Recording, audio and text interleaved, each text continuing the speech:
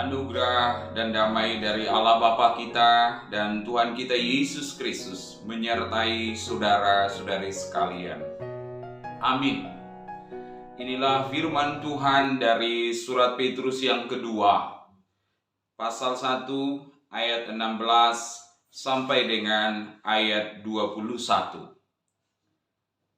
Sebab kami tidak mengikuti dongeng-dongeng isapan jempol manusia, ketika kami memberitahukan kepadamu kuasa dan kedatangan Tuhan kita Yesus Kristus sebagai Raja. Tetapi kami adalah saksi mata dari kebesarannya. Kami menyaksikan bagaimana Ia menerima kehormatan dan kemuliaan dari Allah Bapa ketika datang kepadanya suara dari Yang Maha Mulia yang mengatakan, "Inilah anak yang kukasihi, kepadanya lah aku berkenan." Suara itu kami dengar datang dari sorga ketika kami bersama-sama dengan Dia di atas gunung yang kudus. Dengan demikian kami makin diteguhkan oleh firman yang telah disampaikan oleh para nabi. Alangkah baiknya kalau kamu memperhatikannya sama seperti memperhatikan pelita yang bercahaya di tempat yang gelap, sampai fajar menyingsing dan bintang timur terbit bersinar di dalam hatimu.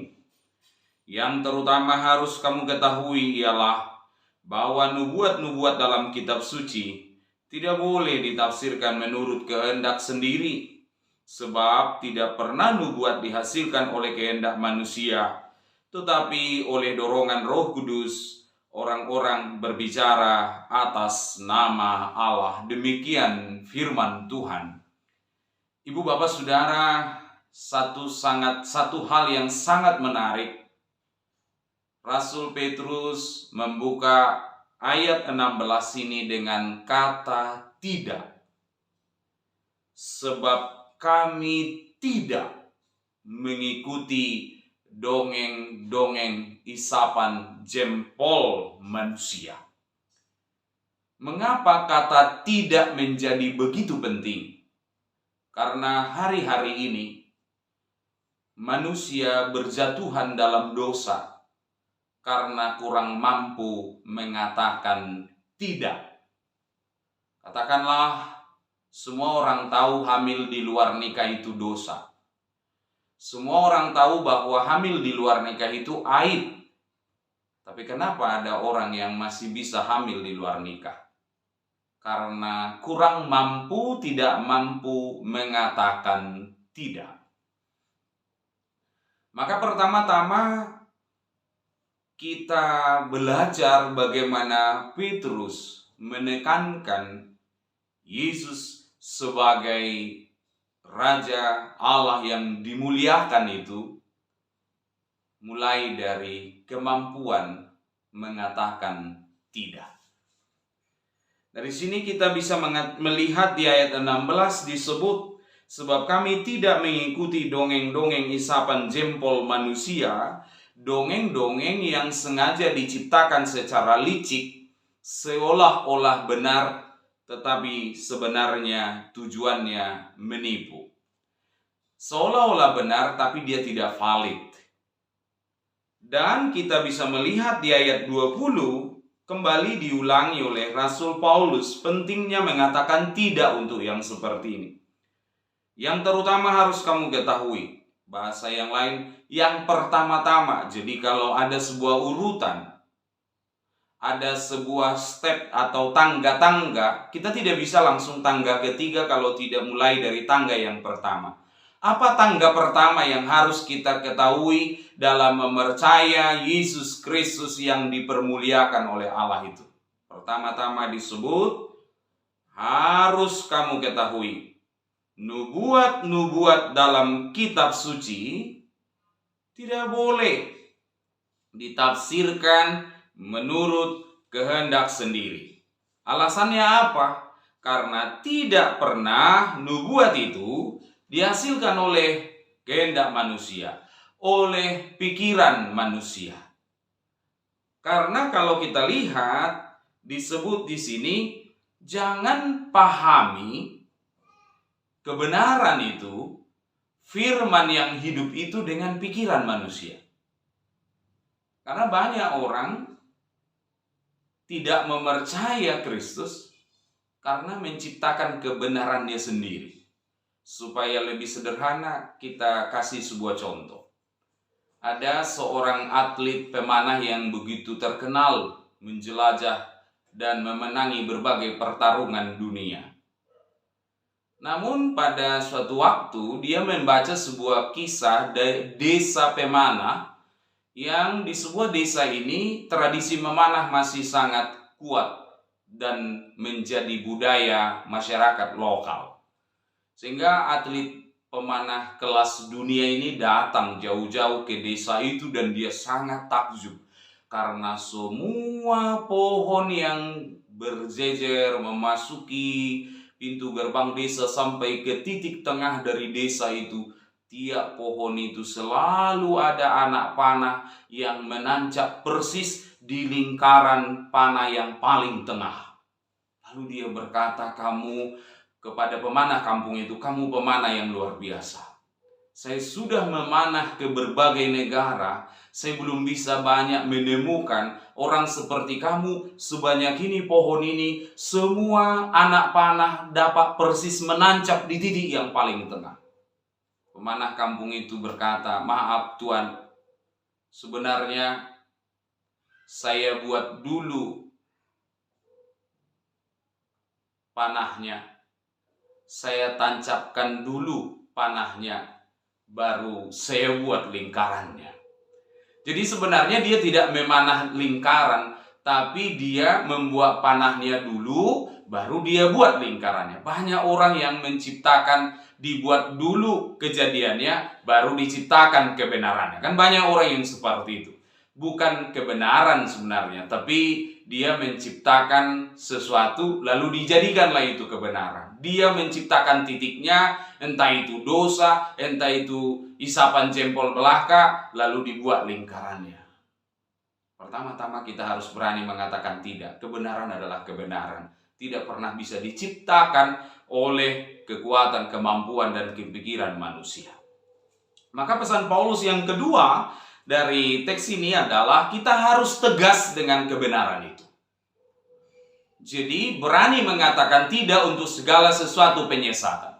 Yang kedua, tegas dengan kebenaran yang sejati. Kita lihat bagaimana tegasnya Paulus di ayat 16. "Ketika kami memberitahukan kepadamu kuasa dan kedatangan Tuhan kita Yesus Kristus sebagai Raja, dan kami adalah saksi dari kebesarannya, maka di situ dia berkata, kami tidak mengikuti dongeng-dongeng." Apa maksudnya, Ibu Bapak Saudara? Bahwa Petrus serius.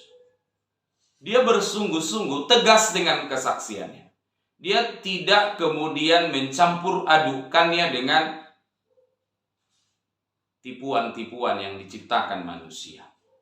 Dan bahkan dia mengatakan kebenaran yang sejati itu sangat berkaitan dengan kedatangan. Jadi jangan mengira bahwa pemberitaan tentang Kristus hanya mewartakan kabar baik. Tetapi di dalam kabar baik itu ada kuasa dan kedatangan, ada parusia.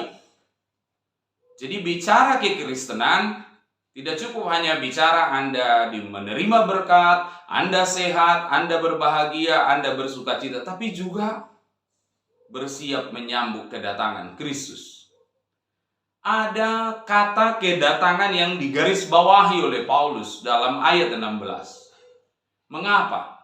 Karena tentang kedatangan inilah salah satu yang disesatkan, didongengkan secara palsu oleh para guru palsu itu.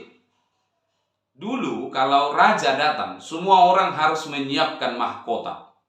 Sehingga mahkota emas itulah nanti dikasih kepada raja itu.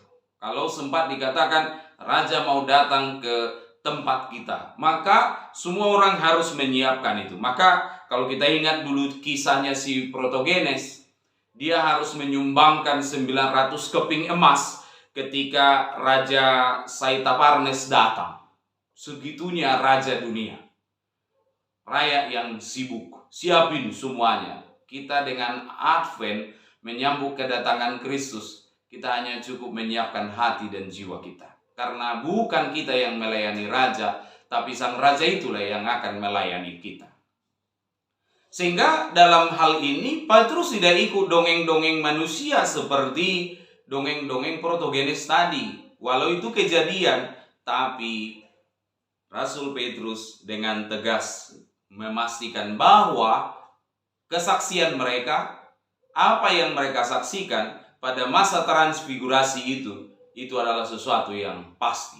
Sehingga dia katakan di ayat 17, demikian, kami menyaksikan bagaimana ia menerima kehormatan itu. Jadi Petrus menunjukkan bukti tentang apa kebenaran itu, tentang Kristus yang menjadi juru selamat itu.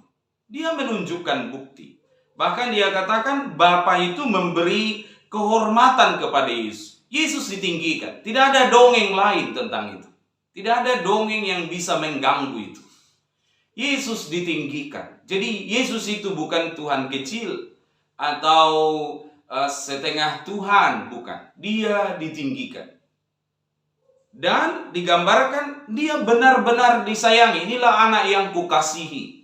Dan kepadanya aku berkenan. Artinya Yesus itu menyenangkan bagi Bapa. Dan Bapa sangat senang dan berkenan kepadanya. Dan dari situ kita melihat di ayat 18. Didukung lagi oleh bukan hanya Petrus yang mendengar. Tetapi disebut di ayat 18. Suara itu kami dengar. Siapa itu kami? Petrus, Yakobus, Yohanes. Tetapi lebih dari itu sebenarnya ditambahkan oleh ayat 18. Suara itu yang kami dengar. Jadi bukan tafsir yang kami dengar. Bukan kami punya pengalaman batinia. Karena itu bisa memudar. Bisa nyasar. Tapi suara yang mereka dengar itu tegas dan jelas. Itulah kesaksian itu harus benar-benar tegas dan jelas. Tidak ada dongeng isapan jempol belaka di dalamnya. Tidak ada tipuan di dalamnya. Semua sepenuh-penuhnya bukti dari apa yang kita harapkan.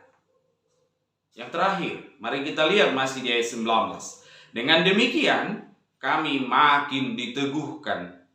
Bukan saja oleh pengalaman transfigurasi tadi ketika di atas gunung. Ini menarik sekali sebenarnya. Ketika dia katakan dengan dia di atas gunung yang kudus. Jadi di mana Allah hadir, di situ ada kekudusan. Jadi di gunung itu, walau itu gunung pada biasanya, seperti gunung pada yang kita lihat, tapi gunung itu menjadi kudus karena Allah hadir di situ. Lalu dilanjutkan, dengan demikian kami makin diteguhkan, bukan saja oleh apa yang mereka saksikan, tetapi apa yang Bapak, Ibu, saya, kita bisa semua saksikan. Kita tidak punya perjumpaan seperti Petrus, Yakobus, dan Yohanes, tetapi kita semua punya perjumpaan yang sama. Kita tidak ketemu dengan Allah di gunung seperti mereka bertiga, tapi kita sama-sama bertemu dengan apa? Ayat 19. Firman yang telah disampaikan oleh para nabi, yang sudah ada pada kita, yang dapat kita baca, kita lihat, kita sentuh. Alangkah baiknya. Ini tugas ketiga. Selain berani berkata tidak, tegas jelas dengan kesaksian kita. Yang ketiga disebut, kalau kamu memperhatikan, fokus sama seperti fokus pada pelita yang bercahaya di tempat yang gelap. Jadi kita berjalan menuju terang. Fokus pada sang terang itu. Kalau kita lihat di sini, ini istilah bahari, istilah yang biasa kita kenal dalam dunia pelayaran. Alangkah baiknya kalau kamu memperhatikan sama seperti memperhatikan pelita yang bercahaya di tempat yang gelap. Mungkin Bapak Ibu pernah atau sering mendengar ini. Firman-Mu pelita bagi kakiku. Apa yang ditunjuk oleh ayat itu? Pertama, kita adalah sama-sama pejalan kaki. Allah menciptakan kita seperti pengembara dengan jalan kaki. Yang memang kita akan banyak melewati zona area yang gelap. Sehingga jangan pernah melewati sebuah zona yang gelap itu tanpa cahaya firman Allah. Benar bahwa kepala butuh cahaya, tapi kaki juga butuh arah. Sebab kepala boleh punya cahaya, tapi kalau kaki tidak punya arah, kita bisa sama-sama jatuh ke dalam lubang, got misalnya. Sehingga disebut terang bagi kakiku. Kenapa disebut pelita? Firman-Mu pelita. Dan 2 Petrus 1 ayat 19 ini juga menyebut pelita yang bercahaya. Pertama-tama, pelita di sini menunjukkan bahwa Allah itu dekat dengan kita. Dia tidak digambarkan seperti lampu sorot yang mungkin dari sekian ratus meter bercahaya dari kejauhan. Allah bercahaya dari dekat. Kalau pelita itu berarti tidak jauh-jauh dari kita. Itu sangat dekat dengan kita. Dan dekatnya itu bukan dari segi jarak, juga dari segi waktu. Pelita dinyalakan itu hanya sampai ketika fajar menyingsing. Kedatangan Tuhan tidak butuh waktu lama. Sama seperti malam yang telah menjelang pagi. Saatnya pelita itu akan dipadamkan karena terang yang sesungguhnya sudah datang. Jadi firman-Mu pelita bagi kakiku menandakan juga bahwa Tuhan itu dekat dari segi jarak, dekat dari segi waktu. Seperti yang disebut oleh ayat 19 ini. Di ayat 19 ini disebut pelita mengarahkan pandangmu kepada pelita yang bercahaya di tempat yang gelap. Hanya sampai apa? Sampai fajar menyingsing. Kedatangan Kristus tidak lama lagi. Sama seperti matahari yang akan terbit di pagi hari. Maka tugas kita yang ketiga, fokuslah, berlayarlah hanya menuju cahaya itu. Sebab hanya ketika kita menuju pelita itulah kita akan berada di jalan yang benar. Hanya ketika kita berada di dalam perjalanan menuju pelita itulah, kalau kita terpapar seperti jemaat Petrus, jemaat diaspora itu, mereka terpapar dengan ajaran palsu. Tapi kalau kaki kita berjalan menuju pelita, kita tidak akan tersesat. Amin, kita berdoa. Bapa di dalam Yesus Kristus, terima kasih Tuhan telah menjumpakan kami kembali ke dalam gambar transfigurasi, di mana Petrus, Yakobus, Yohanes menyaksikan Engkau mempermuliakan anak-Mu, Yesus Kristus Tuhan kami. Dari situlah Tuhan tidak ada dongeng yang bisa memalsukan apa yang kami yakini. Kami yakin dan tegas, benar-benar yakin dengan kebenaran yang Kau nyatakan. Dengan itulah kami akan berjalan terus, sehingga walau kami melewati tempat yang gelap, walau kami berjumpa dengan rupa-rupa segala macam penyesatan di zaman ini, kami tidak jatuh tergelincir, kaki kami tidak akan tersandung, kami tidak akan binasa, karena kami selalu berjalan menuju terang-Mu yang Engkau nyatakan, yang Engkau sempurnakan di dalam Yesus Kristus, Juru Selamat kami yang hidup. Amin.